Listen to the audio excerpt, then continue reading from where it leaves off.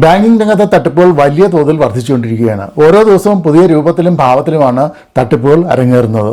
ഇത്തരമൊരു സാഹചര്യത്തിൽ നിങ്ങളൊരു ബാങ്കിംഗ് തട്ടിപ്പിന് അകപ്പെടുകയാണെങ്കിൽ എന്തൊക്കെ നടപടികളാണ് സ്വീകരിക്കേണ്ടതെന്ന് നോക്കാം. വിശദാംശങ്ങൾക്കായി വീഡിയോ കാണുക.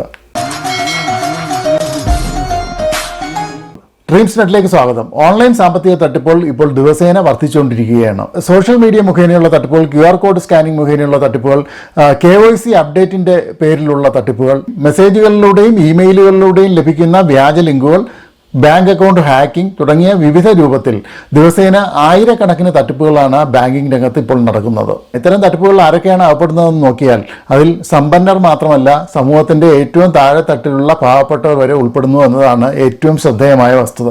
മറ്റൊരു വിധത്തിൽ പറയുകയാണെങ്കിൽ വിദ്യാഭ്യാസപരമായി സമൂഹത്തിൽ മുൻപന്തിയിൽ നിൽക്കുന്നവർ മാത്രമല്ല, സാങ്കേതിക പരിജ്ഞാനം വളരെയേറെ കുറവുള്ള സാധാരണക്കാർ വരെ ഈ ഒരു തട്ടിപ്പിൽ അകപ്പെടുന്നു എന്നതാണ് വാസ്തവം. ഓരോ ദിവസവും പുതിയ രൂപത്തിലും ഭാവത്തിലുമാണ് തട്ടിപ്പുകൾ അരങ്ങേറുന്നത്. അതുകൊണ്ട് തന്നെ ഏതൊക്കെ വിധത്തിലായിരിക്കും പുതിയ തട്ടിപ്പുകൾ വരുന്നത് എന്നതിനെക്കുറിച്ച് ആർക്കും തന്നെ മുൻകൂട്ടി പറയാൻ സാധിക്കാത്ത ഒരവസ്ഥയാണ് ഇപ്പോൾ നിലനിൽക്കുന്നത്. അതിനാൽ ബാങ്ക് അക്കൗണ്ടുകളുള്ളവരും സാമ്പത്തിക ഇടപാടുകൾ നടത്തുന്നവരുമായ എല്ലാ വ്യക്തികളും തന്നെ ഒരു സാമ്പത്തിക തട്ടിപ്പിൽ അകപ്പെട്ടാൽ എന്തൊക്കെ നടപടികൾ സ്വീകരിക്കണമെന്നത് നിർബന്ധമായും അറിഞ്ഞിരിക്കണം. ഏതെങ്കിലും വിധത്തിൽ നിങ്ങളൊരു സാമ്പത്തിക തട്ടിപ്പിൽ അകപ്പെടുകയാണെങ്കിൽ നിങ്ങൾ നിർബന്ധമായും ചെയ്തിരിക്കേണ്ട കാര്യങ്ങൾ എന്തൊക്കെയാണെന്ന് നമുക്ക് പരിശോധിക്കാം. ഒരു സാമ്പത്തിക തട്ടിപ്പിന് ഇരയായാൽ ആദ്യം ചെയ്യേണ്ടത് 1930 വിളിച്ച് പരാതിപ്പെടുക എന്നതാണ്.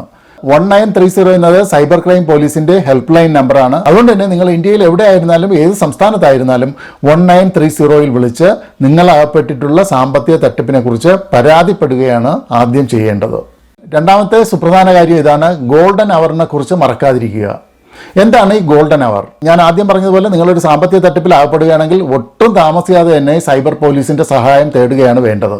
തട്ടിപ്പ് നടന്ന് 1 മണിക്കൂറിനുള്ളിൽ തന്നെ നിങ്ങൾ സൈബർ ക്രൈമിന്റെ ഹെൽപ്പ് ലൈൻ നമ്പറായ 1930 പരാതിപ്പെടുകയാണെങ്കിൽ നിങ്ങൾക്ക് നഷ്ടപ്പെട്ട പണം തിരിച്ചു കിട്ടാനുള്ള സാധ്യത വളരെയേറെയാണ്. അതുകൊണ്ടാണ് തട്ടിപ്പിന് ശേഷമുള്ള ആദ്യത്തെ 1 മണിക്കൂറിനെ ഗോൾഡൻ അവർ എന്ന് വിശേഷിപ്പിക്കുന്നത്. സൈബർ പോലീസ് തന്നെ ഇക്കാര്യത്തെക്കുറിച്ച് അനേകം തവണ ജനങ്ങളെ അറിയിച്ചിട്ടുണ്ട്. ഈ ഒരു സമയപരിധി കഴിയും തോറും തട്ടിപ്പുകാർ നിങ്ങളുടെ പണത്തെ, പ്രത്യേകിച്ച് അതൊരു വലിയ തുകയാണെങ്കിൽ അതിനെ വിവിധ അക്കൗണ്ടുകളിലേക്ക് മാറ്റുകയോ അല്ലെങ്കിൽ വിദേശത്തേക്ക് കടത്തുകയോ അതുമല്ലെങ്കിൽ ക്രിപ്റ്റോ കറൻസിയാക്കി മാറ്റുകയോ ഒക്കെ ചെയ്യുന്നതാണ്. അതുകൊണ്ടാണ് ഒരു സാമ്പത്തിക തട്ടിപ്പ് നടന്നാൽ കഴിയുന്നതും ആദ്യത്തെ 1 മണിക്കൂറിനുള്ളിൽ തന്നെ, അതായത് എത്രയും പെട്ടെന്ന് തന്നെ സൈബർ പോലീസിൽ പരാതിപ്പെടാൻ പോലീസ് ആവശ്യപ്പെടുന്നത്. ഇനി ഈ ഒരു സമയപരിധി കഴിഞ്ഞു പോയാലും നിങ്ങൾ പരാതിപ്പെടാൻ മടിക്കേണ്ട ആവശ്യമില്ല.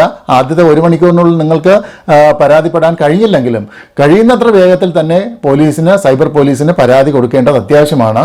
കാരണം ഈ ഒരു സമയപരിധി കഴിഞ്ഞാലും പോലീസിന് നിങ്ങളുടെ പണത്തെ ചിലപ്പോൾ കണ്ടെത്താൻ സാധിച്ചേക്കും, അത് തിരിച്ചെടുക്കാൻ സാധിച്ചേക്കും.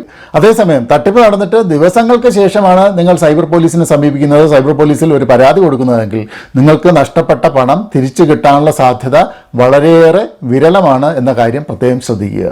മൂന്നാമത്തെ ഒരു സുപ്രധാന നടപടി ഇതാണ്: തട്ടിപ്പിനെ കുറിച്ച് ബാങ്കിനെ അറിയിക്കുക. നിങ്ങളുടെ ബാങ്ക് അക്കൗണ്ടുമായി ബന്ധപ്പെട്ടാണ് തട്ടിപ്പ് നടന്നതെങ്കിൽ നിർബന്ധമായും ആ വിവരം നിങ്ങൾ ബാങ്കിനെ അറിയിക്കണം. ഏത് ബ്രാഞ്ചിലാണോ നിങ്ങൾക്ക് അക്കൗണ്ട് ഉള്ളത് ആ ബ്രാഞ്ചിൽ നേരിട്ട് പോയി ഈ കാര്യം അറിയിക്കാവുന്നതാണ്. നിങ്ങൾക്ക് നഷ്ടപ്പെട്ട പണം എങ്ങോട്ട് പോയി എന്ന് കണ്ടെത്തുന്നതിന് മാത്രമല്ല, അത്യാവശ്യമെങ്കിൽ നിങ്ങളുടെ ബാങ്ക് അക്കൗണ്ടിനെ തൽക്കാലത്തേക്ക് ബ്ലോക്ക് ചെയ്യുന്നതിനും ബാങ്ക് നിങ്ങളെ സഹായിക്കുന്നതാണ്. ബാങ്ക് അവധി ദിവസങ്ങളിലോ അല്ലെങ്കിൽ ബാങ്കിന്റെ പ്രവർത്തന സമയം കഴിഞ്ഞോ ആണ് നിങ്ങളൊരു സാമ്പത്തിക തട്ടിപ്പിൽ അകപ്പെടുന്നത് എന്ന് കരുതുക. എങ്കിൽ ബാങ്കിനെ വിവരം അറിയിക്കേണ്ടത് തീർച്ചയായിട്ടും അവരുടെ കസ്റ്റമർ കെയറിൽ കോൺടാക്ട് ചെയ്തുകൊണ്ടാണ്. കസ്റ്റമർ കെയർ നമ്പർ എല്ലാ ബാങ്കിനുമുണ്ട്. പ്രത്യേകം ശ്രദ്ധിക്കേണ്ട ഒരു കാര്യം ഇതാണ്: നിങ്ങൾ ഒരിക്കലും ഗൂഗിളിൽ പോയി ബാങ്കിന്റെ കസ്റ്റമർ കെയർ നമ്പർ എടുക്കരുത്.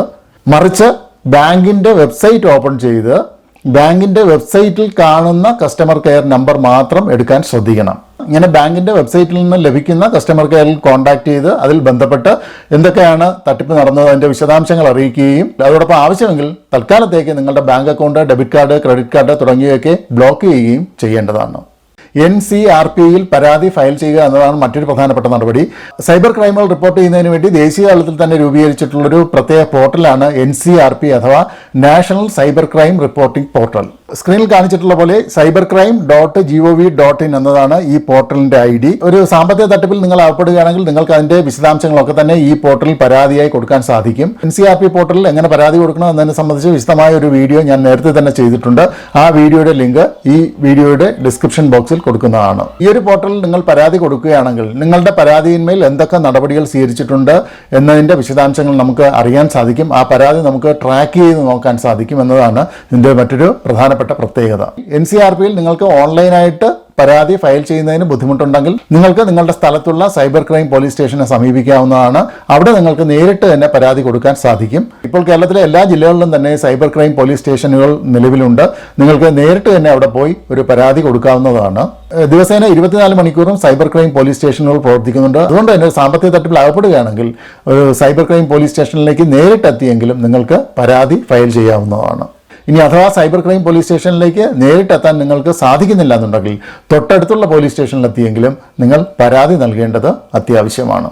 ബാങ്ക് അക്കൗണ്ടുകളുമായി ബന്ധപ്പെട്ട സാമ്പത്തിക തട്ടിപ്പുകളിൽ നിങ്ങൾ അകപ്പെടുകയാണെങ്കിൽ നിർബന്ധമായും ചെയ്തിരിക്കേണ്ട കാര്യങ്ങൾ ഇവയൊക്കെയാണ്. ഞാൻ നേരത്തെ പറഞ്ഞുകൊണ്ട് നിങ്ങളൊരു സാമ്പത്തിക തട്ടിപ്പിൽ അകപ്പെടുകയാണെങ്കിൽ എത്രയും പെട്ടെന്ന് തന്നെ സൈബർ പോലീസിന്റെ സഹായം തേടുക. കൂടാതെ ബാങ്കിനെയും അക്കാര്യം അറിയിക്കുക.